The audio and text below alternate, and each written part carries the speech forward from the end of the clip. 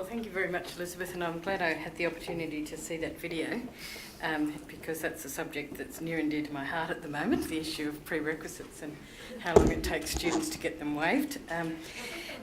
So that was wonderful to see. So it's wonderful to be here, and also thank you, Elizabeth, for accommodating the timing that we started, and then I'm sort of here to welcome and congratulate you on the work that you do. I'm also pleased to hear your story about name badges because my husband used to work in the service industry. He was in the cinema industry for many years, and my daughter got a job in a cinema in Canberra, and I was always amused. As soon as we'd sit in the car to drive to work, he'd say, "Have you got your name badge?"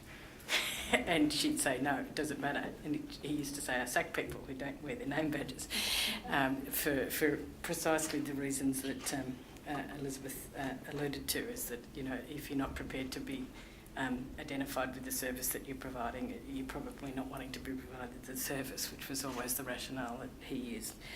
So that was a wonderful story as well. So I thought I'd just update you. First of all, it's wonderful to be here to thank you for the work that you do in support of the students. And I know that often, you know, being in a frontline service role, you bear the angst for many issues that are not of your making, and you do that with enormous patience and care. And I hope we see more of the people that have the students modelled rather than the first kind of outcome. I thought it'd be also helpful to just touch briefly on a couple of the major university initiatives that are on the boil at the moment that will impact on the work that you do. And they've asked me to touch on what might lie ahead with the change of government, but unfortunately probably can't. There's probably not much to tell at the moment, but I will touch briefly.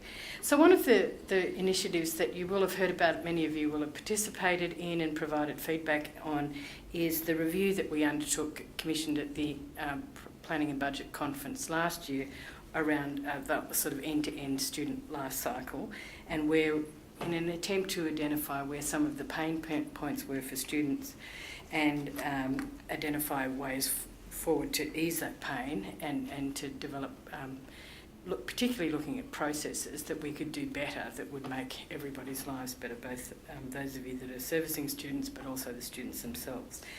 And in establishing that review, we called on Professor Jane Cooper, who was formerly both the academic registrar and PVC students at UNSW, so a little bit like combining Neil and Richard into one person. But she had also previously been a DVC academic at Flinders, chair of an academic board at Wollongong, and she's also an information systems academic, so she was kind of the right person to do that review. And we called in to help her Lynn Martin, who had been here as in various roles, and also Marlene Purdy here, who was at Flinders working in the student sort of systems area.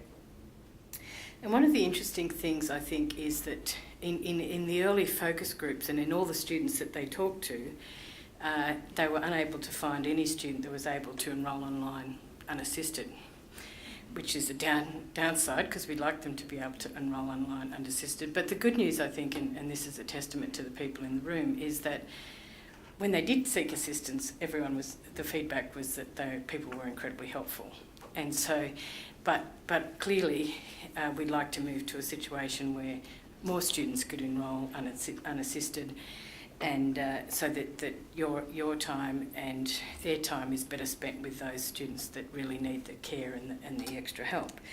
And so areas around that we can work on, and prerequisites is one of the unable to enrol unassisted, and that's because in many cases where students are coming from a non-VCE area, and then we haven't suitably defined what in the system, and in fact probably can't define all the various options that would result in a prerequisite waiver, and they in fact do need to often refer that to academics for approval, and that's sort of okay, except that often we've already done that work in admitting them into the course in the first place, so why are we then sending them off for 3 weeks to wait for an academic approval? And some of these kind of examples are as simple as getting a prerequisite waiver for a course that was done at another GO8 that's got an identical name, and identical syllabus. So we want to, and you've probably heard the figure that there was 27,000 prerequisite waivers done last year between October and March, and probably many of you did them. So, so that's one area of pain point.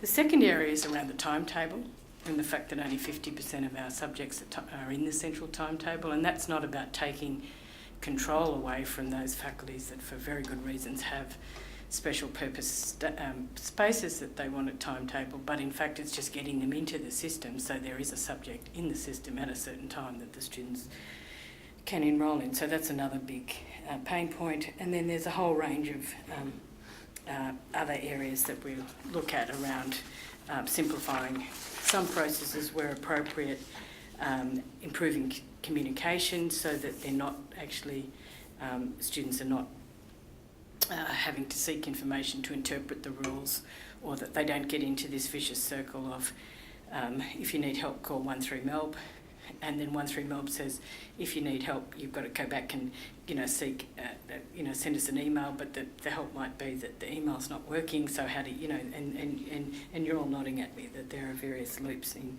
that kind of communication, and again that doesn't reflect on the level of service provided by 13MELB, which is incredibly we know is viewed as being very helpful, but it's just that there are, when you implement any kind of system like that, you'll have scenarios that you haven't modelled that then end up people in a situation where they can't get out of the loop. And so there are a range of initiatives there, and we're progressing those in three ways. One is through the Business Improvement Program, and I'll come to that in a minute. And then there's various work programs of things that can be done administratively or with the system. And then there's a third area of work where we're moving them through. And so that's business as usual activity, managing through existing processes and resources as a second area. And the third area is where we then have to take them through other processes, be it faculty or academic board, to resolve the blockages, and we're developing and staffing up discrete project teams to do that. So that's the Student Lifecycle Review. The Business Improvement Program, some of you may have come to a town hall meeting or two, or seen either from Ian Marshman or myself around what that program is aiming to do, and in some ways it's trying to do on a larger scale what we've done with the Student Lifecycle Review, which is just take a look. We've implemented a number of massive changes here at the university over the last 5 years. The Melbourne changes to the curriculum being one, but also the changes to how we've done budgeting, and at the same time there are other things we didn't look at along the way, or those changes have introduced complexity or duplication in the system that we need to look at. And Teresa and I were reflecting on this on the way down, that has the change in the curriculum changed, added complexity to the system? It certainly has, because if you just simply in recruitment, if you were recruiting students once into an arts law degree straight out of school with a VTAC entry, that's one transaction. If you're recruiting students through that same mechanism into arts and then through another entry and marketing campaign into law as a graduate entry, that's two transactions, and they're different, and the second one is more intensive than the first. And if we do that across the board on the changes around the curriculum, then it's understandable that some things are more complex or more expensive. We just need to look at to what extent do they need to be based on those initial assumptions, and what can we streamline.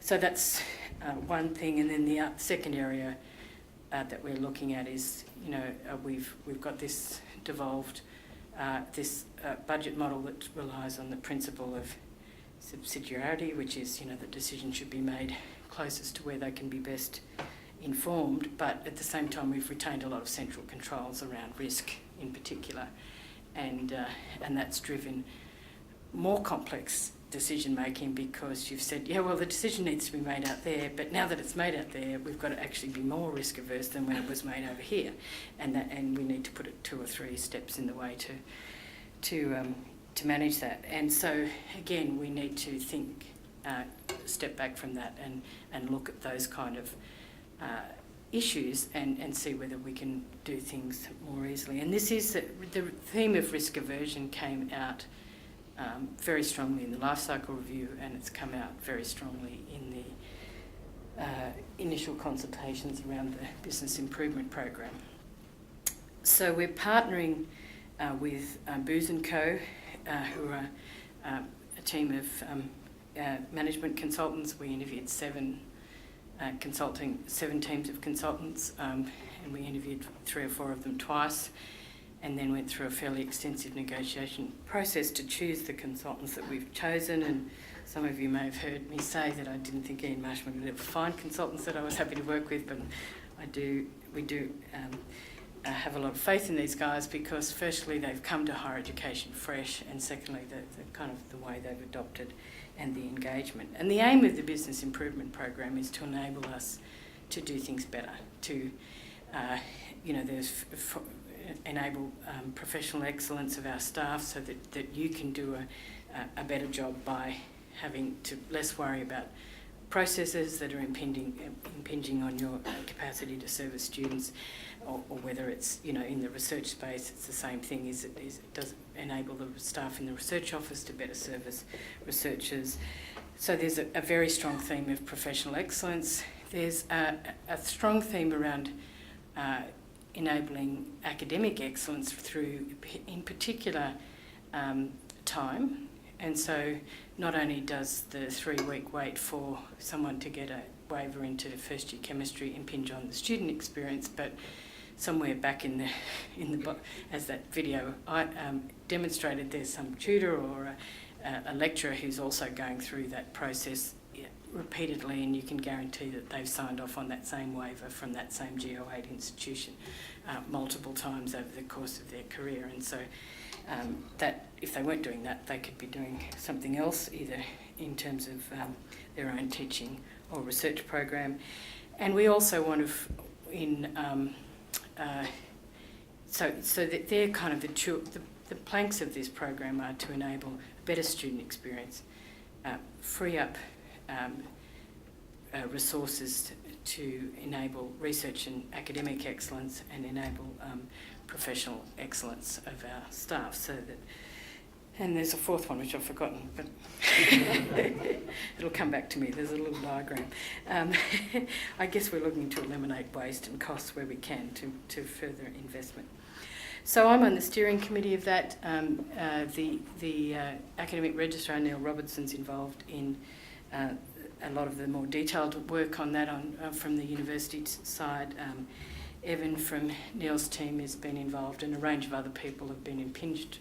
We've taken their time to that, and they have also taken on board and taken as a given some of the work. They're not redoing the work of the student life cycle review. They're taking that on board and taking recommendations.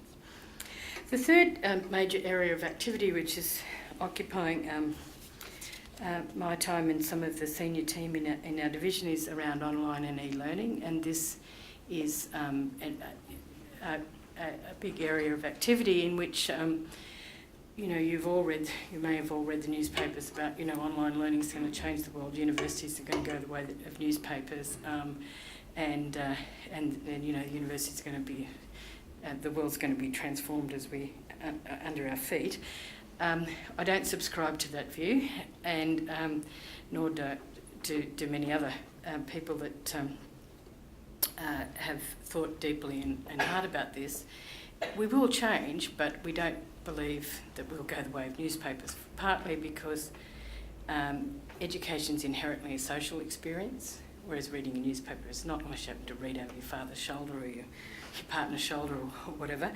But essentially, education's a social experience, and particularly, I think, counterintuitively, a lot of people have thought that the opportunity online is when they first come into this space. I think the opportunity online is really to, not have to repeat those large first-year lectures, but actually we think, and Pip Patterson and Gregor Kennedy, who are very involved in the strategy, actually we think that the social experience is most important at the first-year level, and gets less important as you become a mature learner.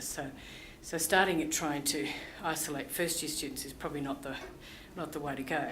And so it doesn't mean we can't make that lecture experience or that time more efficient or more user-friendly, or use various tools that we'll draw from the online world to improve that experience. But we still think that fundamentally at the undergraduate level, students learn from being here, and they learn from each other, and they learn from their lecturers, and they learn from their tutors, and they learn from all the other activities that we engage them in while they're here.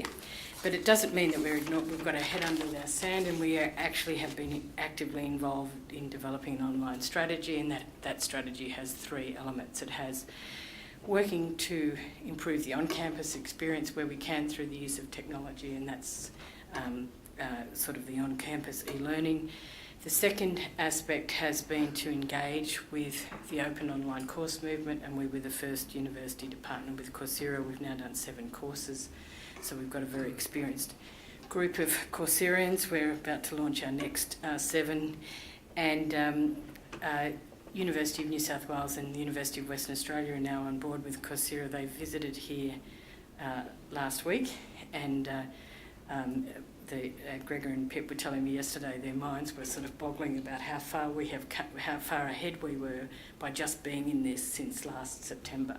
So the learnings of our Courserian team and the way, and those that both in the learning environments team but also in the lecturers themselves was striking, how they were engaging, and apparently the UNSW and UWA folk went away and we've got to get on board. So that first mover advantage has clearly been a significant advantage in terms of our learning, and we're already feeding that back into online programs. And the third area where we're working on is to look at wholly online initiatives, and we're particularly focusing on the graduate space there because of what I said earlier about we believe that there's a very important element for the online, for the on-campus experience, particularly for the undergraduate learners.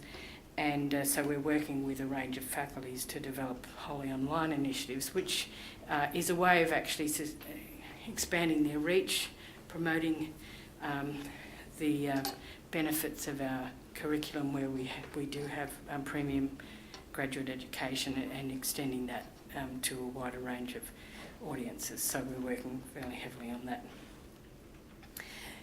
And the last area of current activity is that our Growing Esteem strategic plan strategy ends in 2014, and so along with all these other major initiatives, the senior team is working through the process of developing a new strategic plan. We'll have new teaching and learning goals. They won't be, doesn't mean we're throwing everything out. These will be iterations and extensions on previous planning, but probably incorporating, for example, some of the online strategy and other strategies that we're working through as part of either the business improvement or the life cycle. And the current strategy acknowledges the success of the Melbourne curriculum, and that will also depend on having high quality experience for students, and student facing areas are critical to that. And so both in the current plan and the future plan, student services and a high quality student experience will be central to that plan.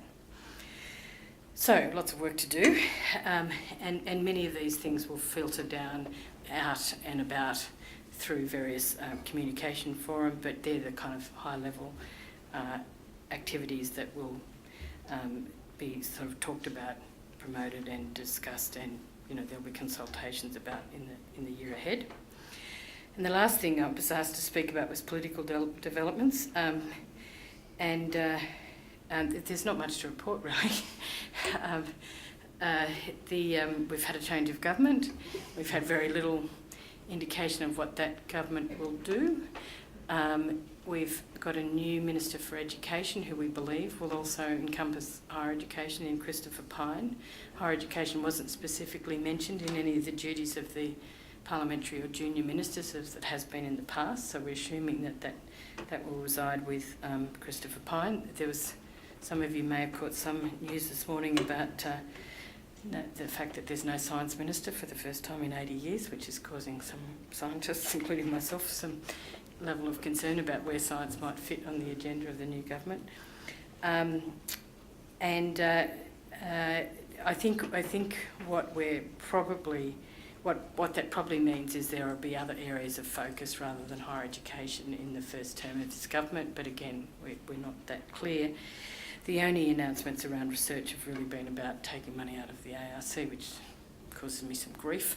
I spent 5 years of my life defending it, and putting that into medical research, but again, we don't know much about that. And there will be a Colombo plan, a new Colombo plan around encouraging undergraduates to study in the Asia Pacific region. So that's probably the election commitment that will impact on students and undergraduates most in the short term. But again, there's no crystal ball here. That's the extent of the announcements and the extent of what we know. So I guess what lies ahead is on this long and winding road is a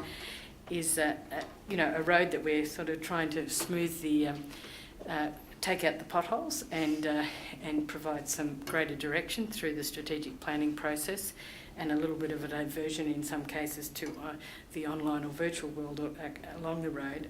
But the core commitment to attracting and providing a high quality student experience remains central to that pathway or to the road ahead. So thank you.